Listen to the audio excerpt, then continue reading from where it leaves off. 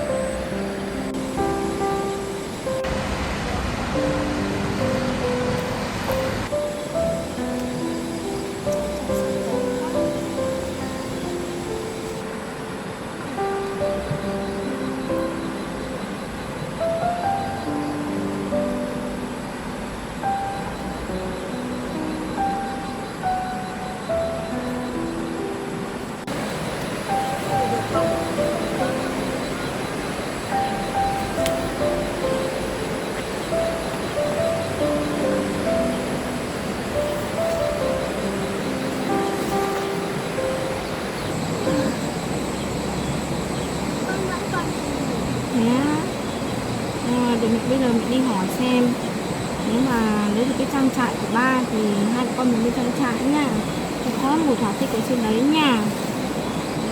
Bây giờ con đi ra đeo dép đi.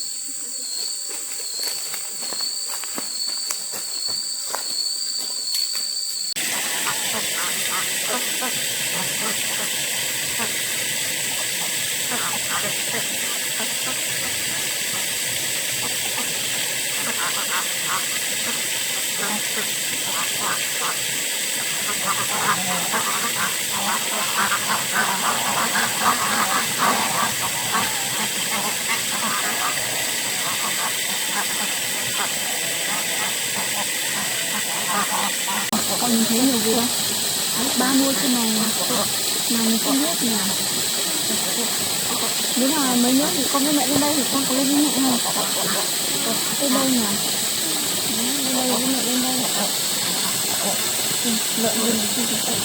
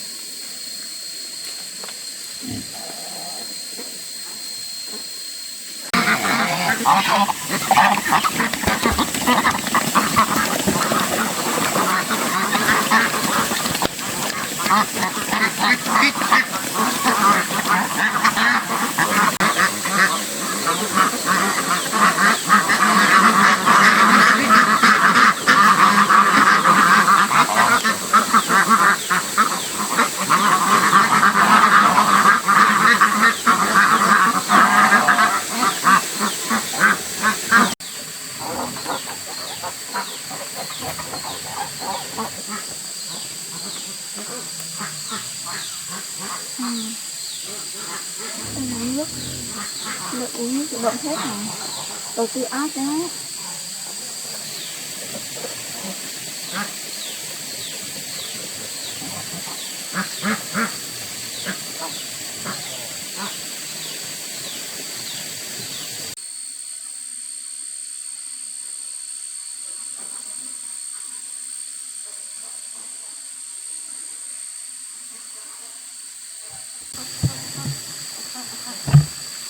Này, đồ ăn cho lợn. Ủa.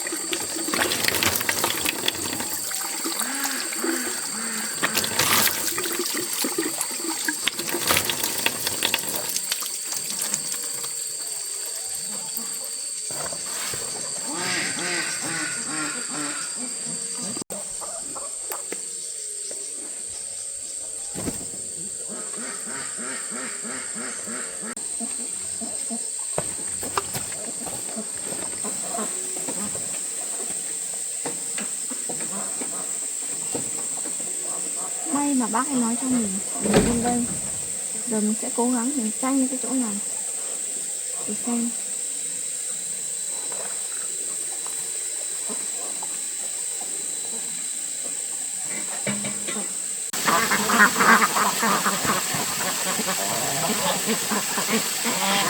Con ơi, về đi.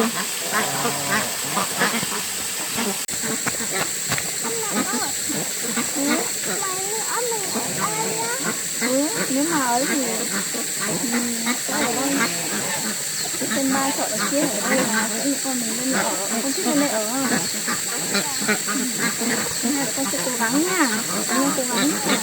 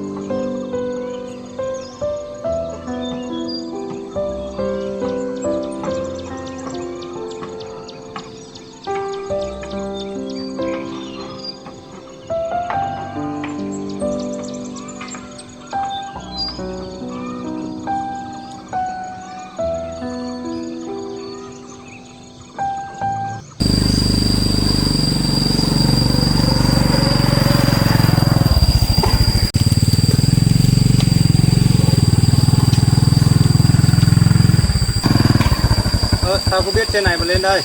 Ô hay anh buồn cười nhỉ. Cái gì mà nó thuộc về tôi sẽ cố mà lấy bằng được. Bây giờ không phải lấy cho tôi mà là còn cả con gái nữa. Con đi xem con vịt đi, xem để mẹ ăn thử ba một tiếng nha. Đi xem con vịt nha. Ba tiếng xong rồi đến mẹ gọi nha.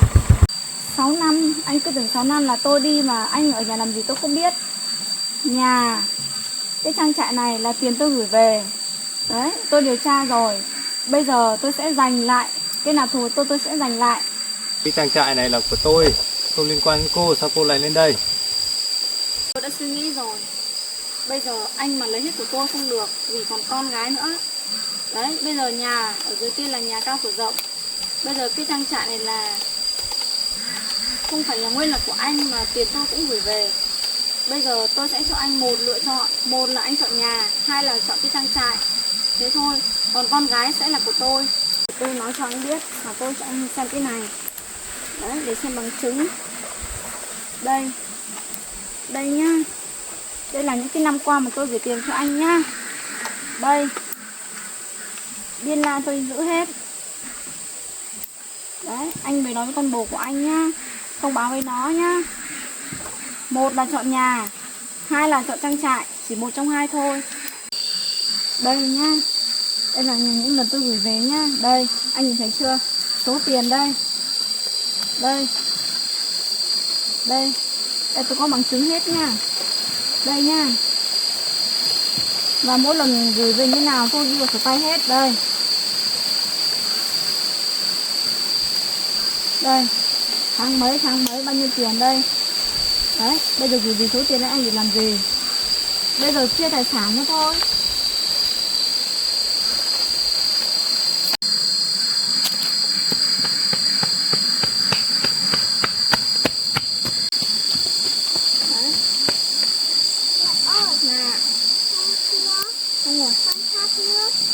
Về nhà. Đấy kệ ba. Đấy. Rồi thế cô cứ đi về đi, xong là anh về mà bảo với con bồ của anh đi nhá. Có gì mai phải báo thông báo cho tôi luôn. Tôi không chờ lâu đâu. Vì còn cho con đi học nữa. Rồi cô với con đi về đi.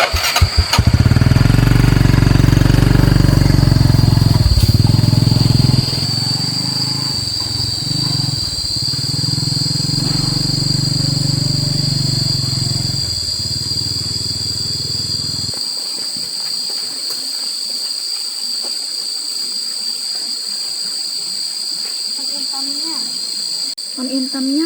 Mẹ đi trước lúc con còn bé, xong mẹ đi việc ấy, mẹ đi công việc ấy. Xong lúc đấy lúc nào mẹ cũng gửi tiền về cho ba để ba mua đồ ăn đẹp, mua đồ ăn ngon này, quần áo đẹp cho con. Nhưng mà đấy, ba lại có một cô kia phải không? Có em bé với cô kia phải không? Thì bây giờ mẹ biết là ba có cái trang trại kia này, với cái nhà. Bây giờ mẹ con mình sẽ cố gắng, một là lấy nhà, hai là lấy cái trang trại này nhá. Xong là mẹ đi mua quần áo cho con đi học nhá. Con đi về nhá.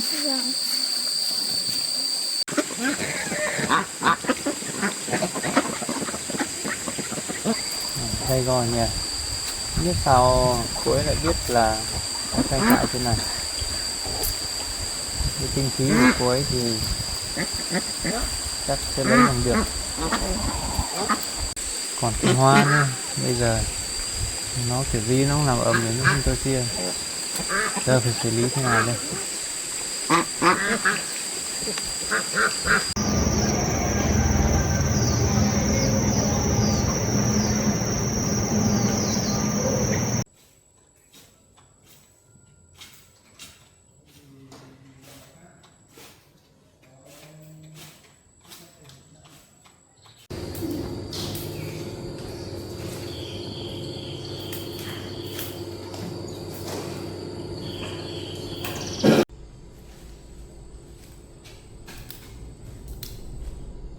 Anh đi đâu cả buổi chiều giờ mới về thế? Anh vừa đi trên trại về, hai mẹ con đi Phương nó đang ở trên đấy. Cái gì? Vợ cũ anh á? Sao chị ấy biết mà lên đấy? Ai nói cho chị ấy biết? Anh không biết được, nhưng mà cái đấy không quan trọng nữa. Bây giờ là cô đấy là muốn chia tài sản ở cái nhà này với lại cái trang trại đấy. Chia kiểu gì?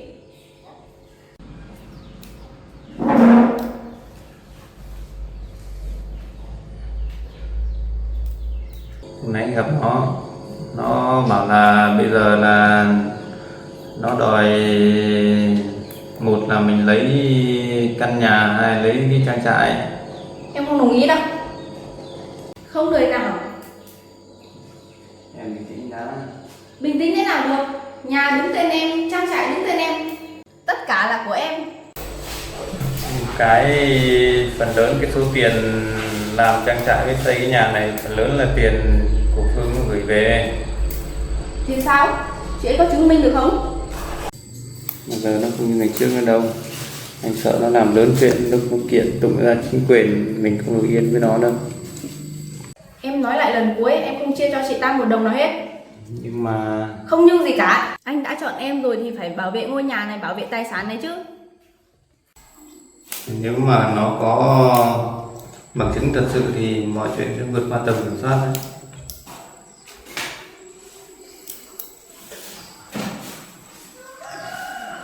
Mặc kệ.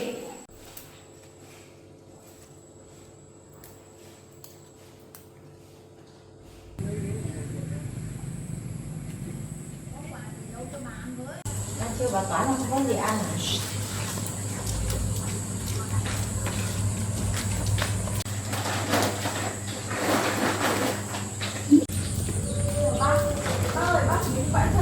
Bác cái gì thì quay phân, hôm qua hai mẹ con có một câu. Cháu đến đây cháu lại muốn nhờ bác một việc nữa bác ạ. Thế có chuyện gì hả cháu? Vâng, cháu muốn chuyện này hỏi bác. Cháu muốn đòi lại công bằng bác ạ, không chỉ cho cháu mà còn cho cả con gái cháu nữa. Cái chuyện này bác còn chưa từng kể với ai. Vâng. Bác thân cháu để bác mới nói thôi. Thế có chuyện gì à bác? Đi ra ghế là bác kể cho.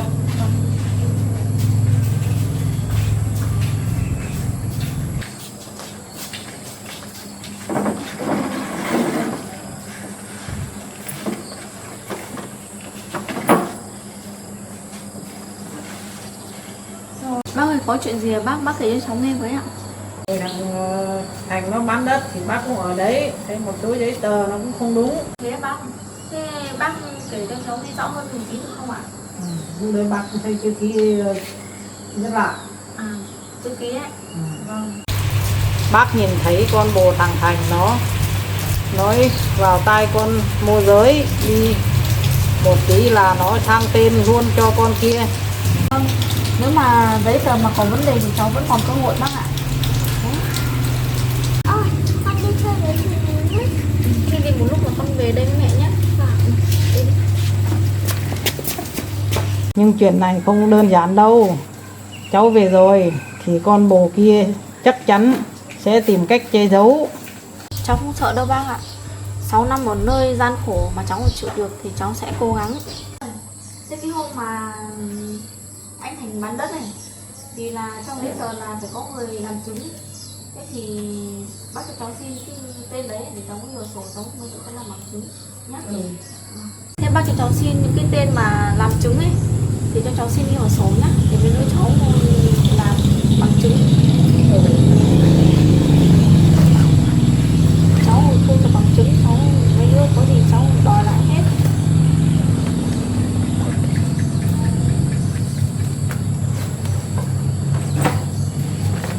Đây này bác này, cái này là những cái mà hóa đơn mà cháu gửi cho anh Thành ấy, thì là cháu có đấy hết rồi, nên là cháu không lo.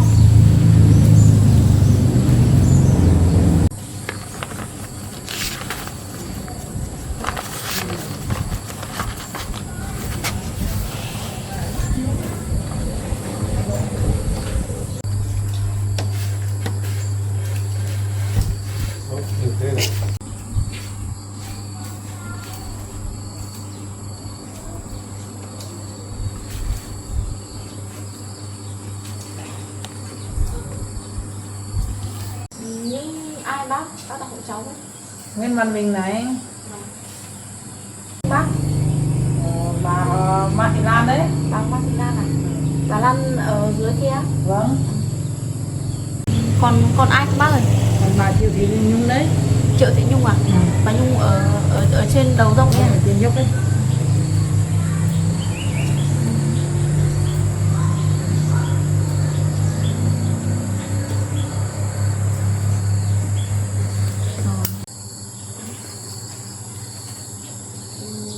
Mấy nữa ấy, cháu mà không đòi được cái quyền lợi của cháu cho hai con cháu ấy, thì là bây giờ cháu có bằng chứng rồi, có cả cái mà giấy tờ hóa đơn cháu chuyển tiền về cho anh Thành ấy, thì mà anh ấy mà không chia đất đai các thứ cho cháu, mà cháu sẽ lấy những cái này ra để làm bằng chứng. Thì cố gắng nhé. Cảm ơn bác nhiều quá.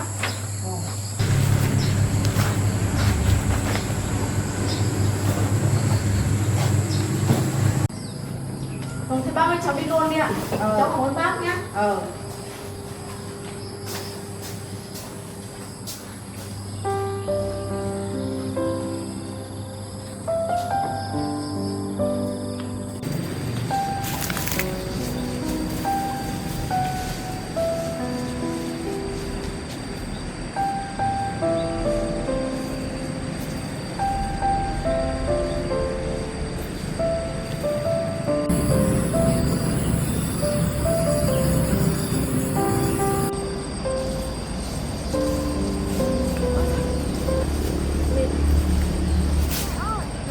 Con đói, mẹ kiếm gì cho con ăn đi.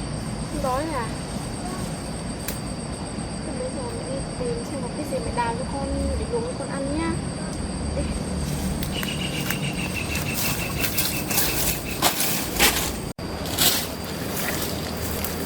Con ở đây chờ mẹ nhá, để mẹ đi tìm đồ ăn nhá.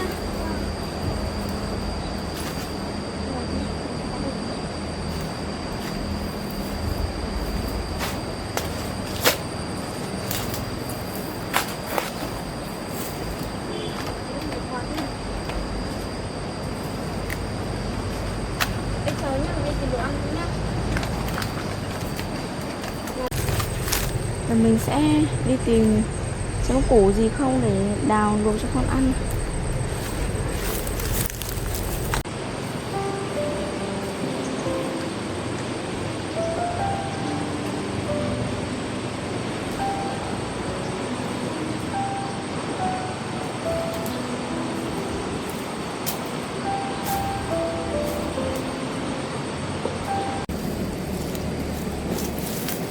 Cái này chắc là dây khoai.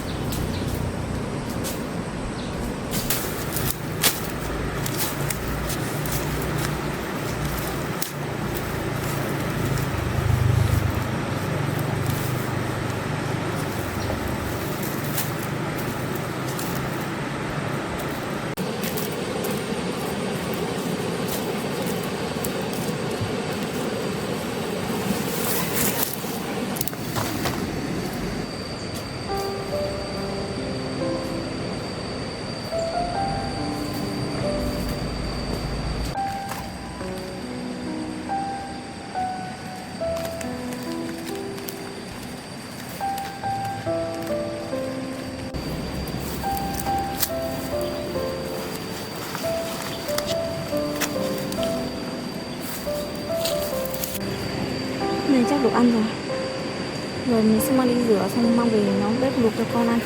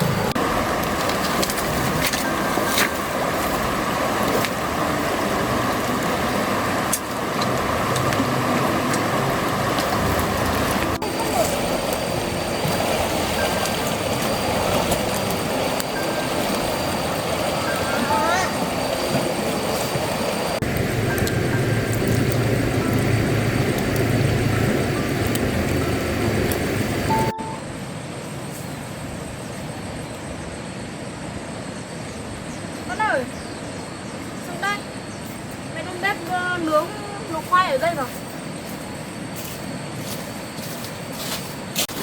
Linh. Ôi nhỉ.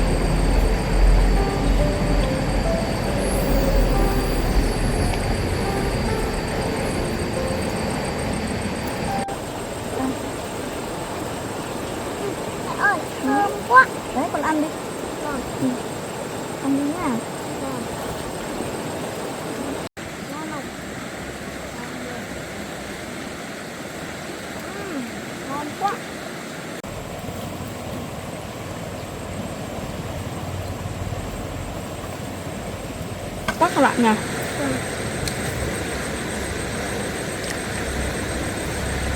Ngon thật.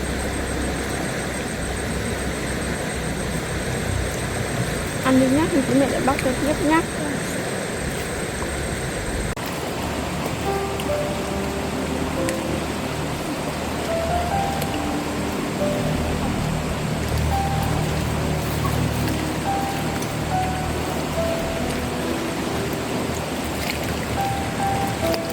Chị ăn no chưa?